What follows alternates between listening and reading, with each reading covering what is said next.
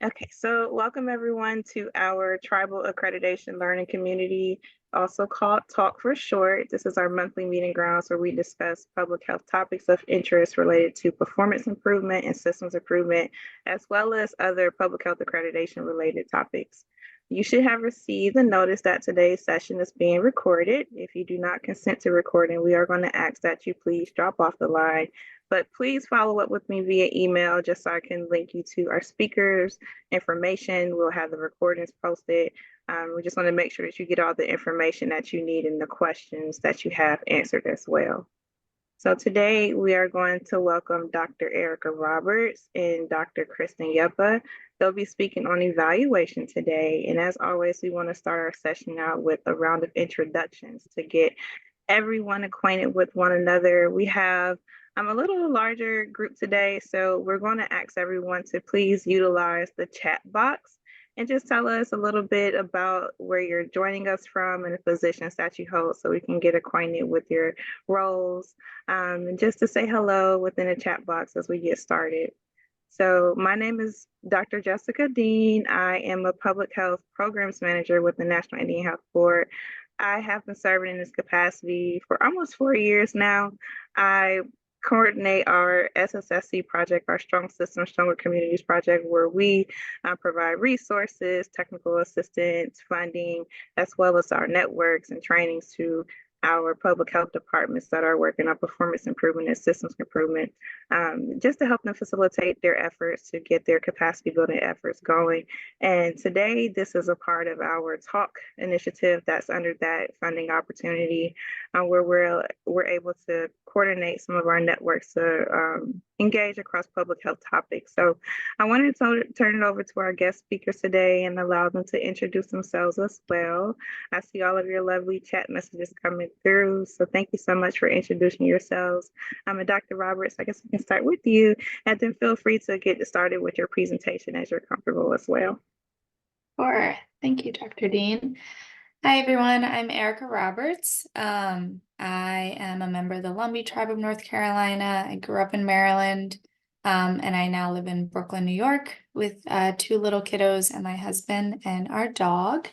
My background is in public health. I have a PhD in behavioral and community health and a master's in health science.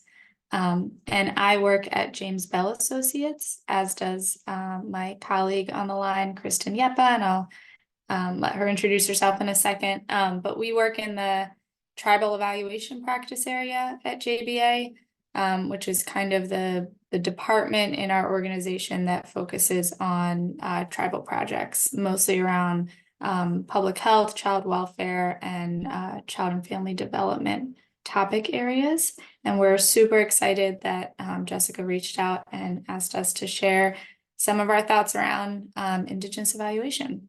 I'll pass it to Kristen. Great. Good afternoon. My name's Kristen Yeppa. I'm from Jemez Pueblo here in New Mexico, and I live in Rio Rancho, New Mexico, which is about 25 minutes from Jemez Pueblo, where I'm from. But I'm there every day. Just got back from there dropping off my son. It's good to see so many public health folks here that work for tribal communities. Prior to joining JBA, I worked with a lot of the Pueblo communities here in New Mexico around public health. So my background's in nursing, public health administration, and providing just did a little bit my dissertation on tribal Indigenous evaluation, identifying core values. So I'm really excited to be sharing our presentation with you and learning from you guys as much as hopefully you'll be able to learn from us today. So excited to be here. Thanks. So let me pull up our slides.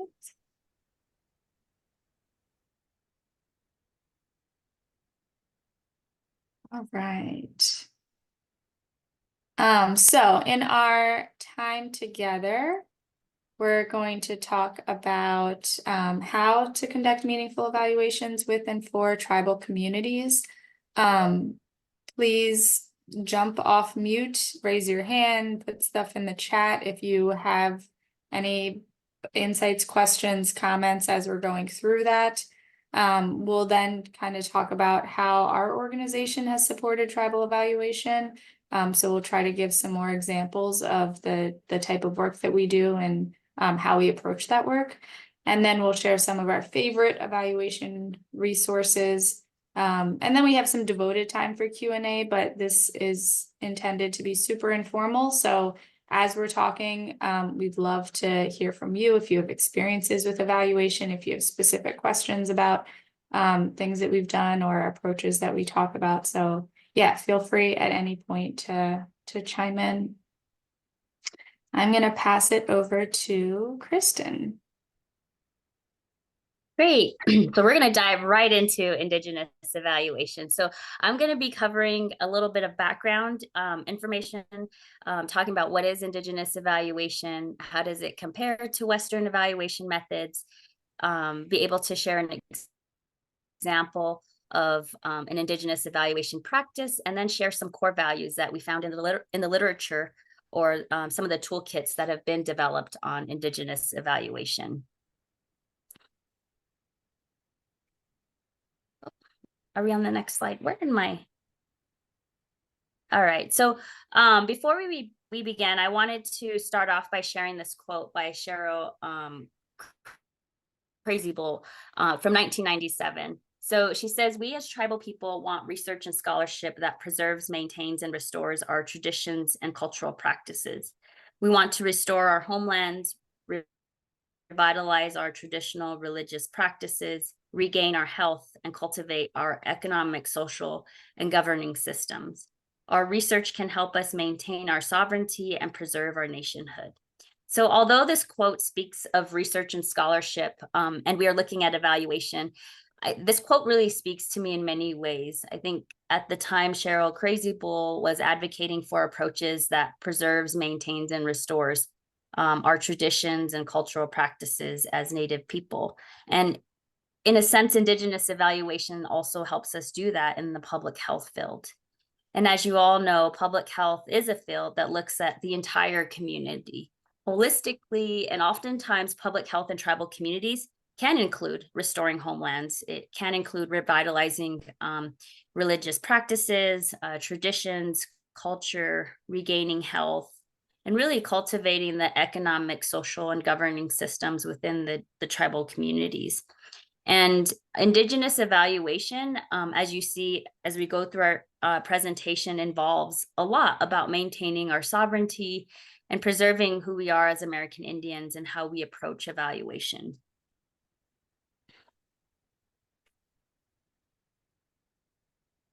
All right, so we are at a point in time where we as Indigenous practitioners, professionals, evaluators, partners, and even knowledge keepers recognize the value of really integrating cultural approaches to assessment and evaluation. It's really our ability to tell our story of all the meaningful work that we do in the tribes. And some of these practices that have always been inherent in our own traditional ways of learning and growing need to be revitalized and translated into practice. And many of you might be already doing that in your public health programs. And it really allows us to address our current public health challenges. Indigenous evaluation is really one way we can incorporate that practice of storytelling to share lessons learned, the cultural meanings of things, the community importance, and even life lessons. Indigenous evaluation is becoming a practice that is of encouraging Indigenous communities and scholars and evaluators and even public health administrators to tell their story and reclaim those Indigenous ways of knowing as the basis for evaluation, with the intention of improving health and overall well-being.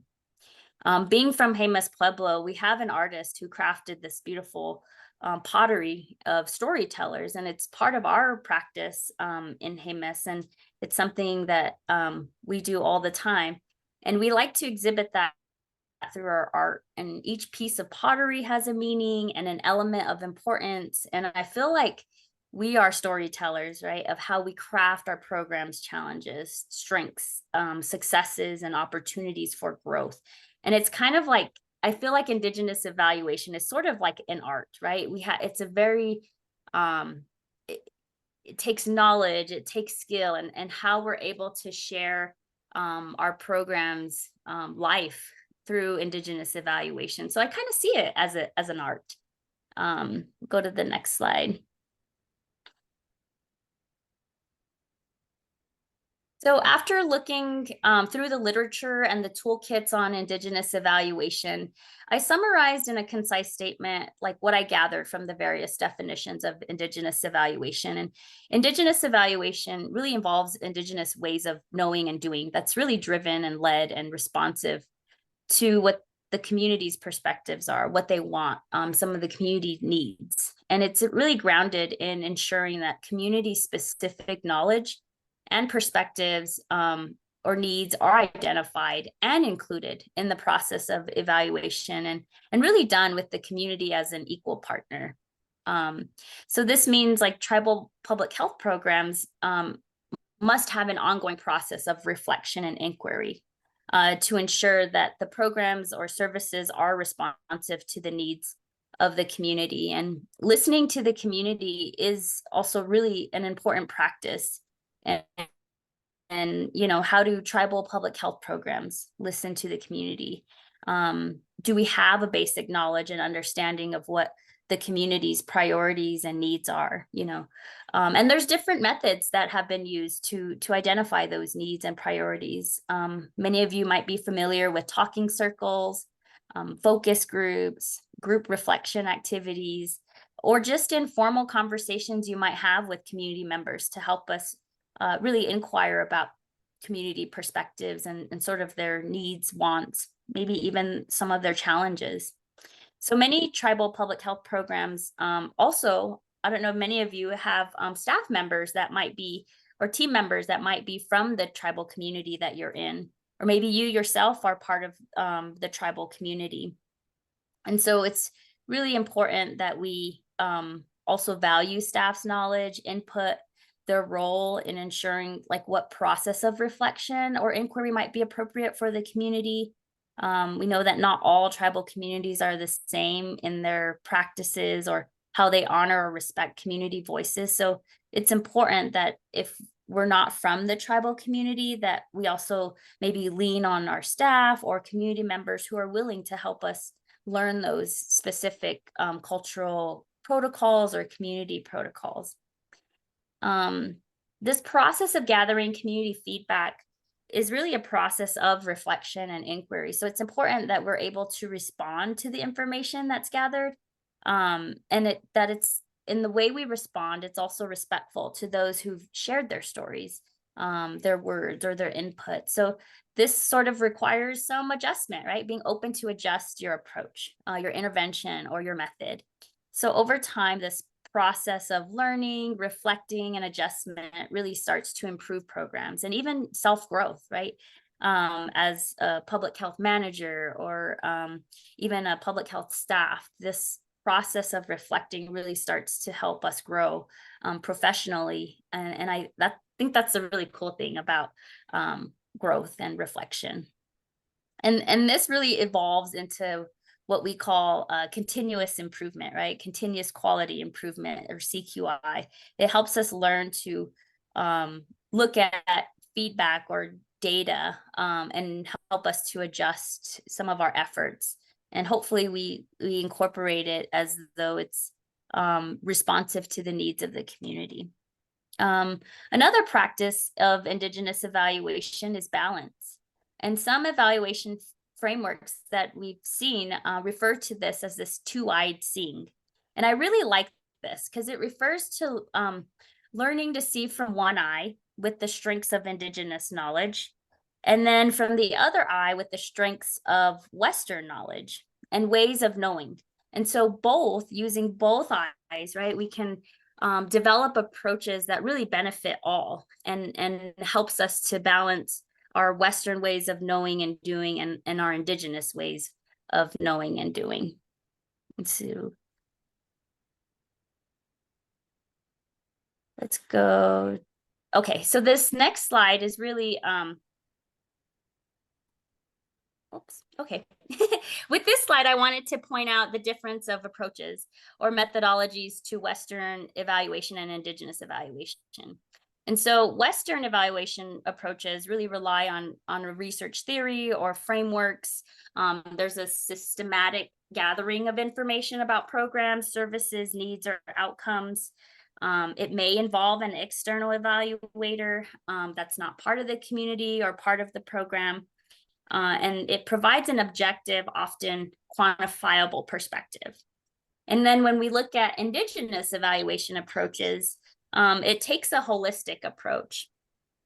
So there's less subjective and it's more rooted in local knowledge and is place-based. It allows the community to define the challenges and outcomes.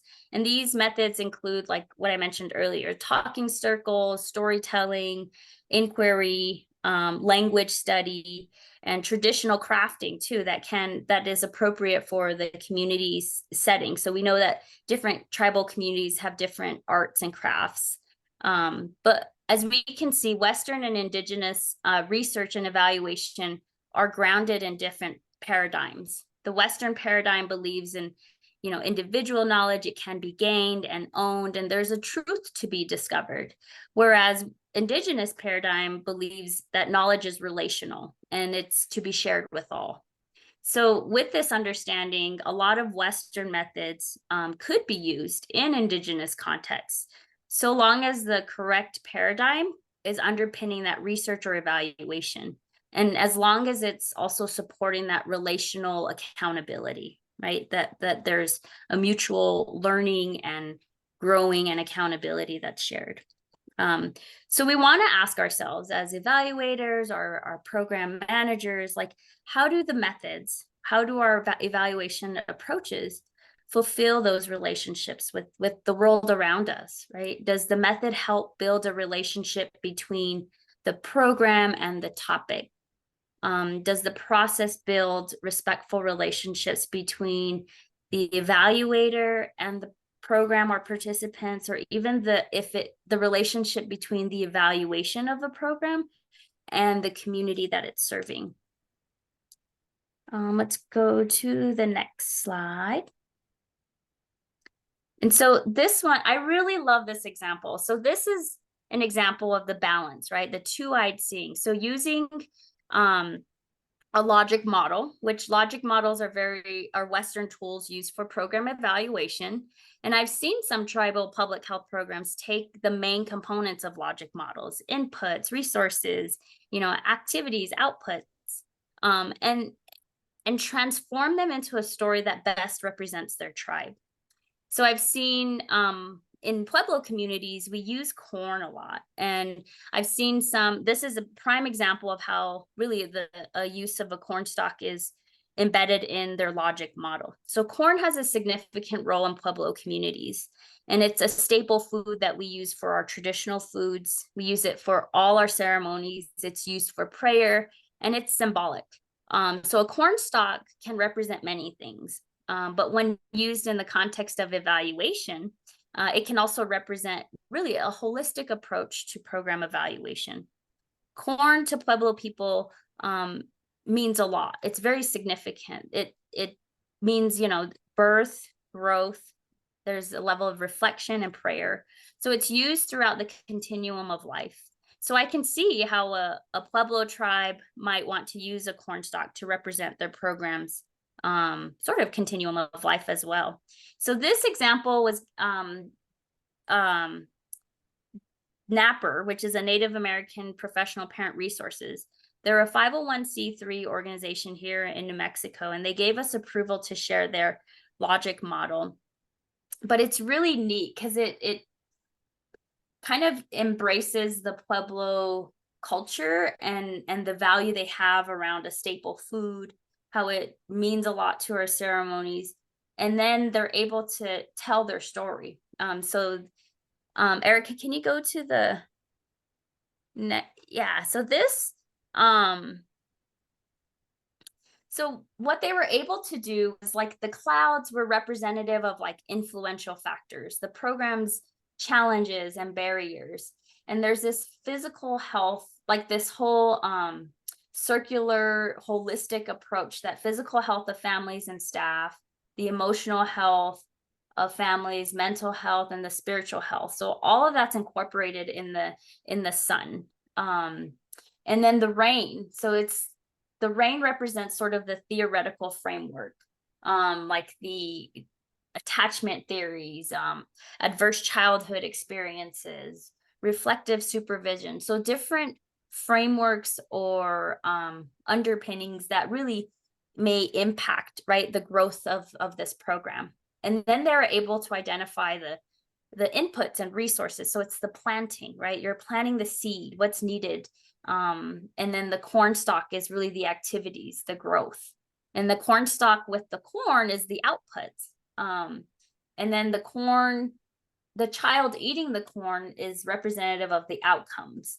And then the ground is like the program design, the foundation of the program.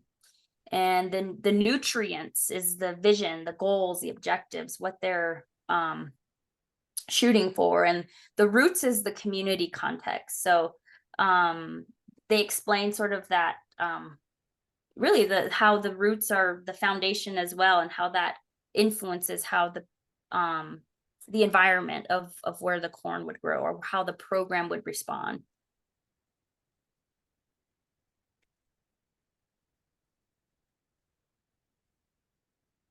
And then we can go to the next slide, Erica. Any questions or reflections on the logic model? This is for a home visiting program that I'll talk about some of the projects that we work on, but one of them is tribal home visiting. Just wanted to pause and see if there's anything.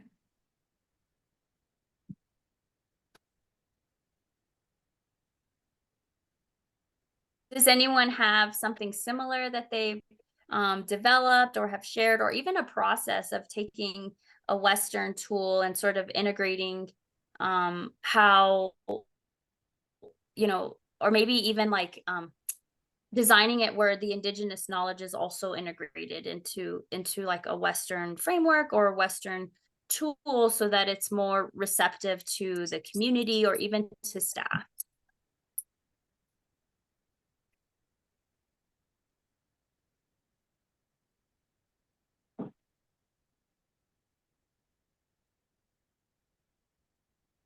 If not, it's okay. I can go to the next slide because one more. There we go. So in the previous slides, we shared like what is Indigenous evaluation, a few like Indigenous evaluation practices. So using that two-eyed seeing practice of using a Western tool and incorporating sort of the Indigenous knowledge and context to really be able to share the story of your program. And then sort of we talked about the differences between Western and Indigenous evaluation practices or approaches, and then the example of the two-eyed seeing. So the last slide I have around Indigenous evaluation I want to share is really the work from Dr. LaFrance and Richard Nichols. So these are core values that were identified as part of Indigenous evaluation. And many of the resources we'll share with you later in the presentation either use these the work that they've done or refer to these core values in the various frameworks or toolkits. And so they identified these core values back in 2009. And so it really sheds light on like these are really the foundational values around Indigenous evaluation. And there's 5 of them. So each core value has a consideration and sort of some important aspects to that consideration.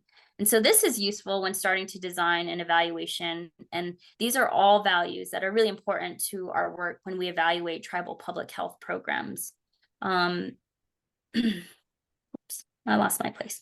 So Indigenous knowledge, right? That the context is critical. Where you're doing this work is understanding the Indigenous knowledge that's held there, the knowledge keepers, and having this holistic approach and attending to relationships between the program and community, and honoring multiple ways of knowing, right? And really trying to, again, weave in sort of the Indigenous knowledge into the program. So you could have an evidence-based model that is maybe Western focused. Maybe some of the performance measures are like we mentioned, tribal home visiting are screenings, but your staff or your program is able to still integrate, you know, cultural knowledge. Maybe your staff deliver a curriculum in their own language, or it's translated into the community's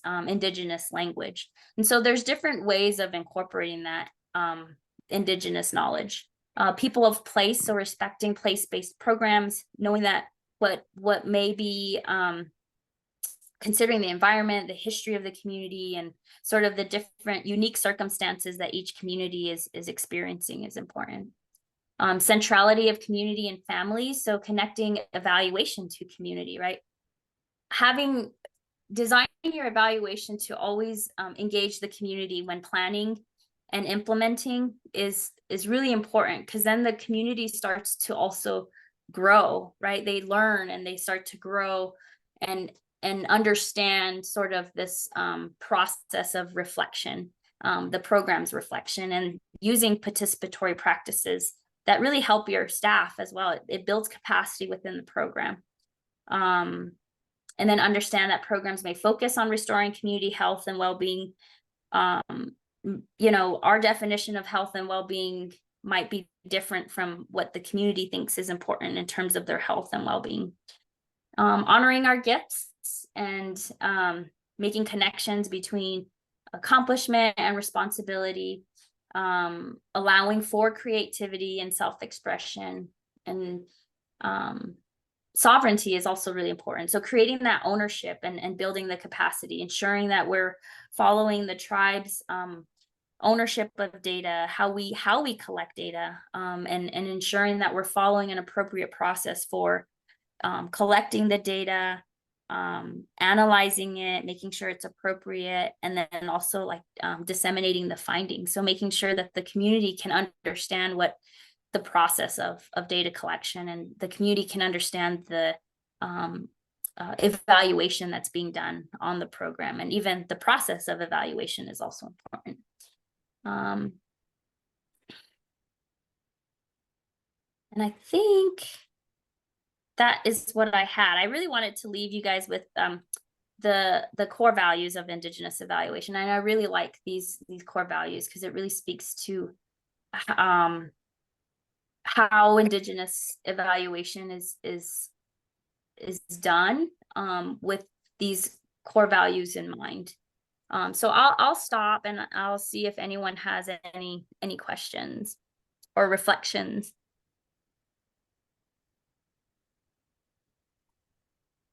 Okay, and you can feel free to unmute your line if you have any questions, or you can also utilize our chat box.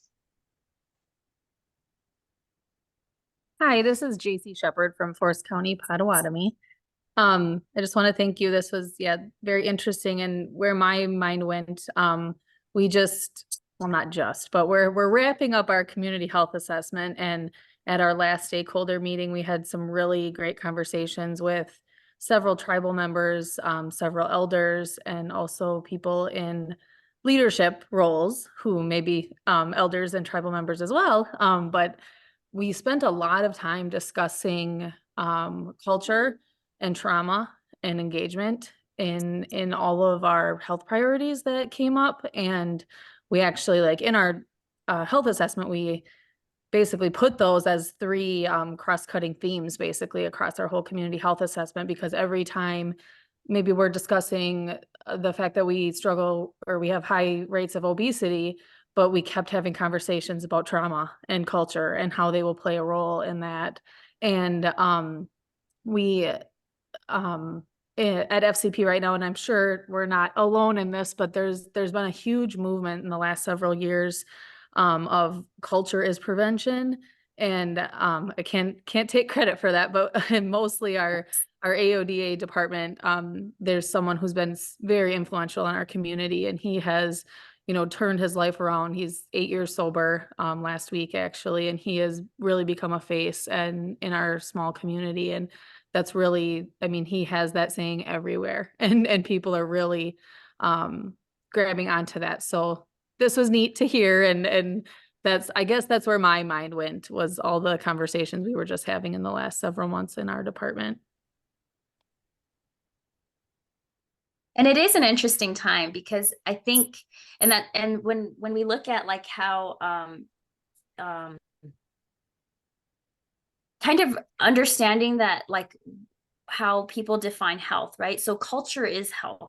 So in even American Indian, like in communities, we're realizing that our identity is very it's linked to our culture and our language and who we are as a people. And so looking also at like social determinants of health and understanding that there's Western ways of social determinants, Western education, income, housing, but also looking at social determinants on a cultural lens is language, right? Restoring the language and restoring and making sure that our cultural activities and the meaning of all those activities really define who we are and helps us live in the community, in our tribal communities.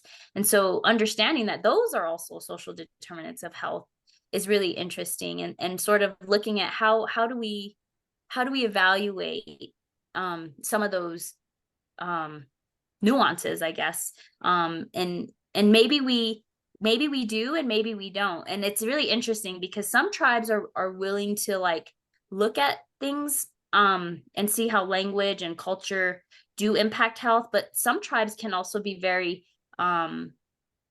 protective of that information. So it's really, this whole people of place and sovereignty is really connected to how we even evaluate some of those things. So I think just understanding some of these core values really helps us navigate some of those situations and circumstances, depending on where we work, right? And where we implement our tribal public health programs.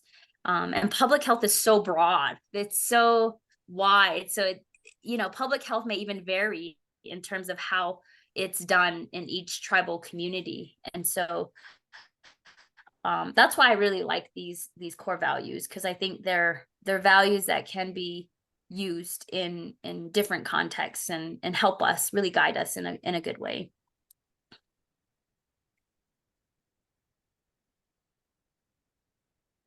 We also have a question in the chat box that says, could this be a checkbox of criteria for evidence or best practice for assuring programs meet these qualities?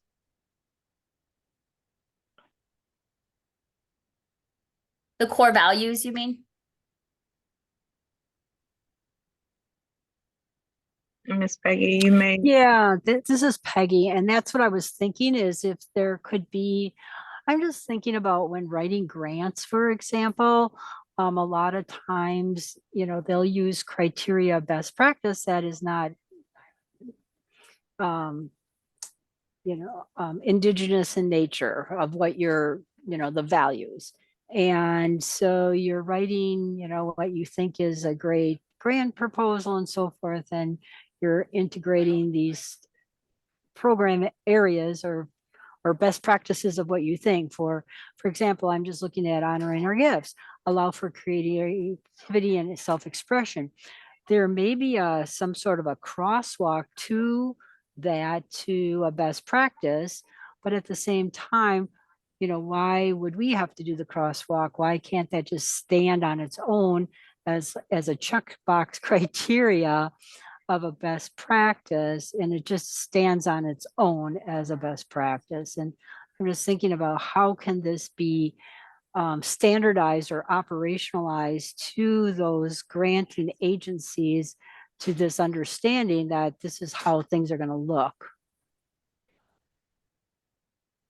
And I think as Indigenous evaluation is sort of growing in terms of like how we apply it, I think there's definitely more advocacy, right, that could be done to some of these funders and granting agencies to really acknowledge Indigenous evaluation as a practice and something that is may not be as rigor. Well, it depends on how we look at it, right? So but it has rigor and it has meaning. Right. And it has depth. And so I think it's part of it is also being able, as you guys are in public health positions, and your voice is really important in advocating for some of these practices. And the more you can use, I feel like the more you can use some of these core values and integrating it into how you do evaluation, integrating them into how you're approaching evaluation in tribal communities, I feel like as a whole, you can start to shift that paradigm.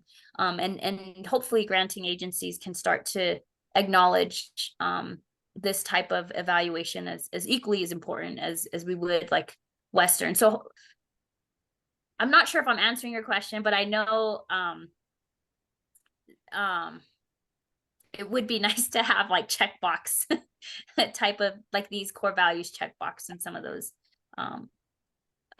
evidence-based or best practices. Erica, do you want to add? Yeah, no, I think you're hitting on the spot. It's just hard to think of how that would be, done other than just through our own advocacy for that. And that this is, real.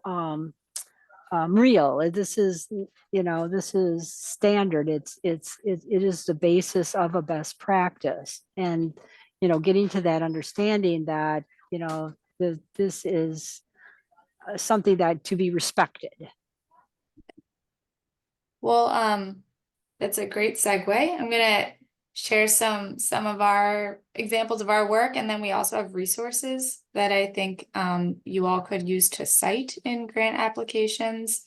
As Kristen mentioned, I think the field of evaluation as a whole has really in the past couple of years been far more inclusive of Indigenous evaluation. There's been so many more publications on Indigenous evaluation approaches.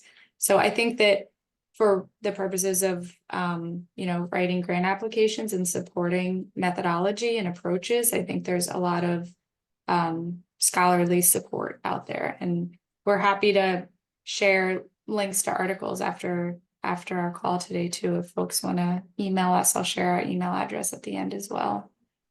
So I think you all did a kind of wonderful segue into the landscape of doing evaluation with tribal communities. And I'll share some examples on just kind of the ways in which we've supported evaluation in partnership with tribal communities. And there's a lot of opportunities, as Kristen was saying, for kind of moving the needle depending on kind of what project it is. And for some projects that we work on, it's directly with the tribal community. And so there's a lot of latitude in the approach that's used. And for other projects we work on, maybe our client is the federal government that's working with the tribal community. And so our role is really that two-eyed seeing and helping them to nudge slowly over time to be more inclusive of Indigenous evaluation approaches. Yeah, there's a ton of different ways that we have supported evaluation and all kinds of data related activities. I think the term evaluation can kind of include a whole myriad of continuous quality improvement work, performance measurement, data system work, really anything related to collecting data for the purposes of decision making.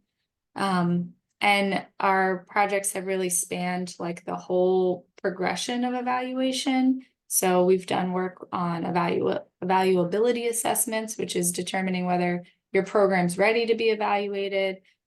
We've supported just the evaluation planning process, helping a client come up with an evaluation plan. And then we've seen communities full or programs through with a full evaluation, whether that be a formative evaluation in the beginning of a program implementation or a process evaluation or an outcome evaluation. And we've done all of these projects through a variety of different partnerships. Sometimes we have, like I said, contracts directly with tribes or tribal or urban Indian organizations.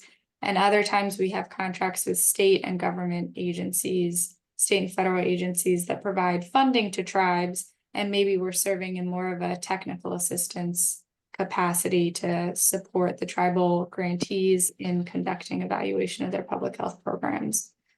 But whatever the mechanism or the focus is of the project, we always try to approach the work in the same way, and it really aligns with what Kristen was just talking about. So we come to the projects being really grounded in respectful engagement practices, ensuring engagement throughout the entire process wherever possible. I think that this is a piece that really depends on the structure of the project. If it's a federal grant, engagement takes a long time and a lot of resources, and it's incredibly valuable, and it needs to be done at every stage of the evaluation. But sometimes you're bound by whatever the funding is. And so, we work within those parameters to ensure engagement is done in the best way, kind of in the circumstance that we have. We are humble in coming to the work. We recognize that we're bringing knowledge, but we're not the experts, and we should always be learning through the partnerships that we have with the community and the programs. We aim to focus on community strength, which can be a shift for a lot of evaluation. A lot of evaluation approaches are really deficit focused. And we've been, particularly on one project that Kristen and I work on, we've been really trying to shift the needle to be more strengths focused and help people see how you can still identify need and areas for growth while being strengths focused. And we aim to use methods that are appropriate and relevant, as well as measures and instruments that are culturally valid and appropriate for the community. And then we aim to link the evaluation to the families and back to the communities, really recognizing the goal of the evaluation work beyond just the program improvement or if it's a grant requirement. Shauna, you asked about benchmarks for building long-term relationships. Can you speak a little more about what you mean by benchmarks? I was referring to benchmarks regards to like the unique values of each communities. Like who would we be benchmarking with other Indigenous groups, right? I know we can do it with other tribal communities, but could we also do it with international Indigenous groups? Like the unique values, the needs, the goals, those type of benchmarking. Mm-hmm. Yeah. Kristen, I don't know if you have any comments. A lot of the stuff that we look at, I think the Maori have a lot of great Indigenous evaluation work and a lot of good examples. And there's some good frameworks from First Nations as well. So I think looking at Indigenous populations outside of the US is really helpful for kind of a broader perspective. Yeah, and I think, again, going back to the value of sort of like context is critical. So making sure if you are benchmarking certain values and beliefs, I guess cultural, it's important to make sure that the benchmarking is appropriate too, and understanding that one value in one tribe might be the practices, the details, right? The practices to obtain that value or have the full value is different. And so I think it's kind of hard in terms of benchmarking some of those things. I think, again, it's going to depend on the community, what indicator is being benchmarked, and then also how it's like sort of reflected in the whole process of how it's being sort of evaluated is also important. So I think you have to kind of look at context, look at the environment, and then also look at what it means to that specific community. And if all of those align, then benchmarking might be possible. But again, it kind of takes it. You kind of have to take it into a deeper meaning and figuring that out. And I think the hard part with benchmarking some of the cultural or sort of qualitative aspects of a tribal community is we have to always remember that tribes are sovereign nations, so every tribe is sort of its own nation. So I think like benchmarking within a tribe is I think doable because they share this, you're kind of keeping it within the tribe, and then by I guess groupings too, like Pueblo communities, I could see benchmark happening, but then again, like our practices are very different to some of whatever might be benchmarked. Is that kind of making Yeah, sense in terms of, I know it's a challenging question, but you just trying to figure out this whole evaluation thing. And it's like, well, how do we measure it successfully, you know? So thank you. Yeah, I yeah. appreciate that information. And something I learned just recently too was someone telling me, I think it was evaluating sort of the language. So I'm from Jemez. Our language is orally passed down. It's not written. It's in how they determine like some of these language immersion programs is very subjective. And so it's sort of almost like as a evaluator and sort of with a research lens, you want to have like quantifiable measures, right? Like how are you, that's so subjective. Everything's not going to like, it's not going to measure out, the same for every child that's going through this language immersion program. But then it's like, you kind of have to take that Western, for me, it was a personal experience of like taking off the Western hat and then putting on sort of this Indigenous way of seeing things, and then like kind of coming to a compromise of like, wait, maybe that is okay, right? Like maybe there is a way that we can tell the story that this language immersion program is working, even though we can't quantifiably like show it, but we know it, right? Through observation, we can tell the story in a different way. So I think what's really cool about Indigenous evaluation is really being able to share that success or program outcome. That's sort of how we're not used to in terms of with using just using a Western way of seeing things. I hope that was helpful. Yes, thank you. Appreciate the feedback.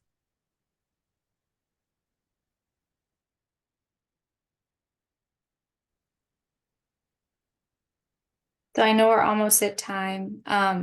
Just a couple of examples. I'll go quickly so I can get to the resources. Just to give you kind of a sense of the way in which like an external partner can support evaluation, or the ways in which kind of evaluation is approached. We've worked with NAPR, the organization that Kristen mentioned earlier, to understand the needs of their local dental staff. And this included a needs assessment, a review of existing data, conducting focus groups and surveys, and that helped to inform the design and implementation of the program evaluation. The Tribal Evaluation Institute, Kristen and I both work on this project. That's the logic model was shared from a tribal home visiting grantee. And so JBA is funded by the Administration for Children and Families to support the tribal home visiting grantees in conducting their evaluation and doing performance measurement reporting and CQI, and kind of anything related to data. And then JBA was hired by No to Be Gay Foundation to evaluate their grant making and TA work.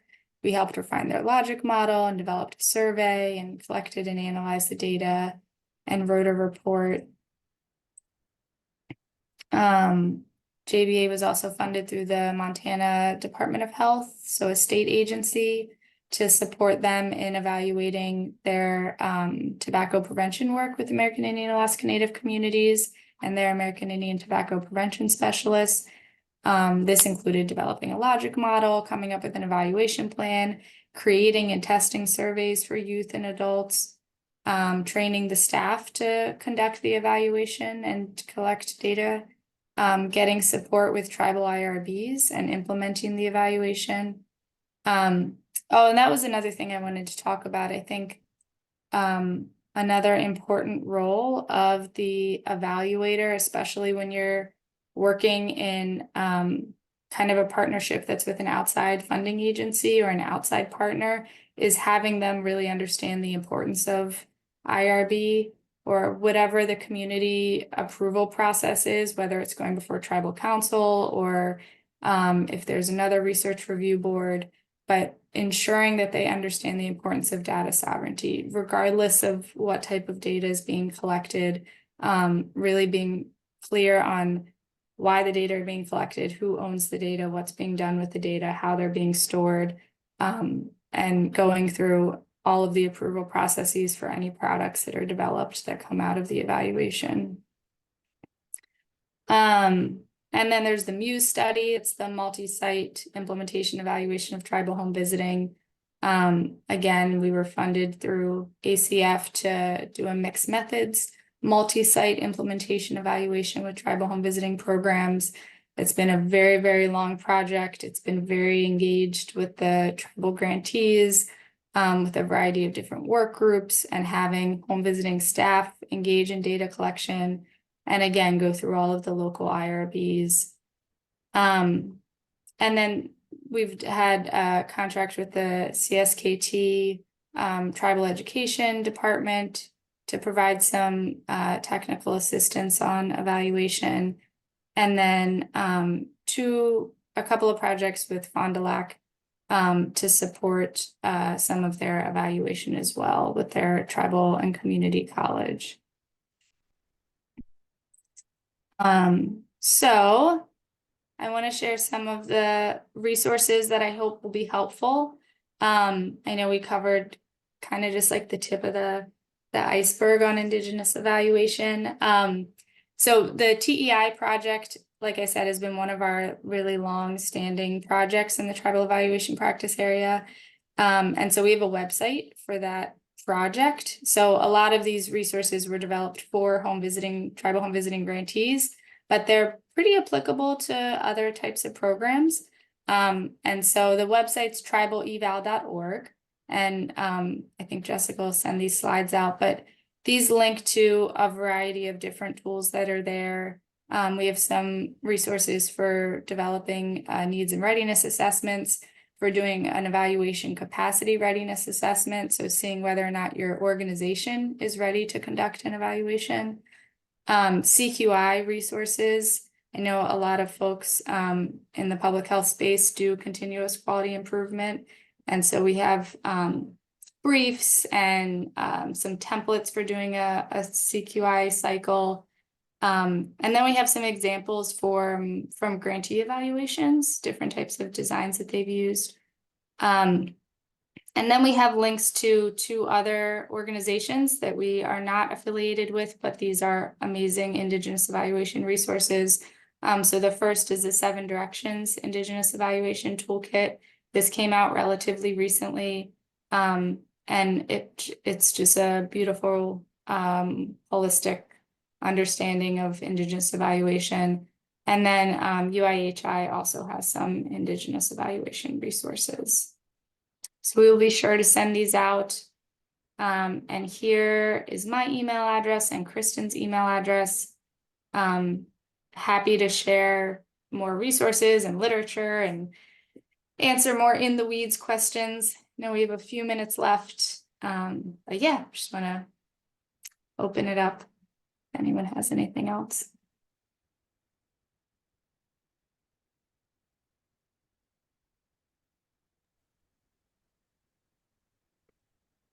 Thank you so much, Kristen and Erica. We have a few minutes remaining. If anyone has any last minute questions or comments, you can utilize your audio or drop a comment within the chat box as well. Okay, and while we're waiting to see if anyone has any questions, we are working to get a playlist uploaded on our YouTube account. I'm going to drop the link for that within our chat box. So once you have this link, you can save it to your desktop or your favorites. This is going to be where we have all of our talk recordings as well as some of our resources saved. And then you should also receive an email with an evaluation for today's presentation. Okay, just have kudos from Rocco. He's saying amazing presentation and thank you. Yeah. Um, Well, I also want to say thank you for your time and allowing us to share our experiences with tribal evaluation, and many blessings to your families. And I just want to just grateful for us to be able to share today. So thank you all as well. Yes, and thank you both as well. It's an honor to have you join us. We are so grateful for you taking the time to share some of your resources as well as your knowledge on evaluation. I also learned a lot. And so I'm also going to be finding ways that I can implement those core values into our evaluation work and sharing them with our staff as well. So once again, thank you so much for joining us. We're looking forward to continued partnership and future engagement with you. We want to thank our participants who were able to join us and attend today's talk. We will take a break from talk next month for the National Tribal Health Conference, but I will be sure to follow up with everyone for our next meeting in June. If there are any presentation requests, you can always get those to me before then. And if anyone doesn't have any questions or last comments, I do want to bid everyone a wonderful week. I hope everyone has a great May as we get ready to roll over into the month of May, and we will see you in June. All right, thanks everyone. Have a good afternoon. Thanks, everyone. Thank you so much.